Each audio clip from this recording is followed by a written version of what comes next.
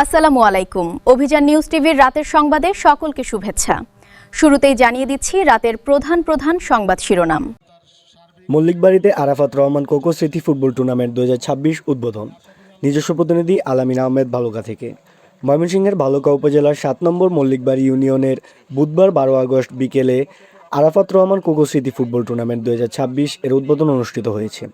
উদ্বোধনী অনুষ্ঠানে প্রধান অতিথি ছিলেন ময়মনসিংহ দক্ষিণ জেলা বিএনপি যুগ্ম আহ্বায়ক রুহুল আমিন মাসুদ এবং উদ্বোধক ছিলেন উপজেলা যুবদলের সভাপতি তারেক উল্লাহ চৌধুরী। সভাপতিত্ব করেন ইউনিয়ন বিএনপির সাধারণ সম্পাদক শহীদুল্লাহ মণ্ডল।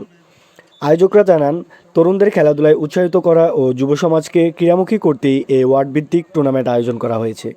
টুর্নামেন্টে চ্যাম্পিয়ন দলের জন্য 1 লক্ষ টাকা এবং রানার্স আপ দলের জন্য 30,000 টাকা প্রাইজ মানি নির্ধারণ করা হয়েছে।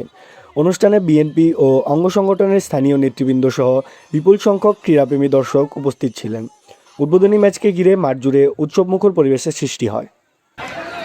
ওয়েলকাম সেবারিত শহীদ সুপ্রিয় ফুটবল অনুরাগী হাফ টাইমে পর আবার আপনাদের সাথে মাইক্রোফোনে যুক্ত হলাম। আসসালামু আলাইকুম। প্রাথমিক বিদ্যালয় মাঠে অনুষ্ঠিত হবে আগামীকালকে খেলা দেখার আপনাদের আগাম আমন্ত্রণ জানিয়ে রাখছি এবং সোহাগ ভাই আপনি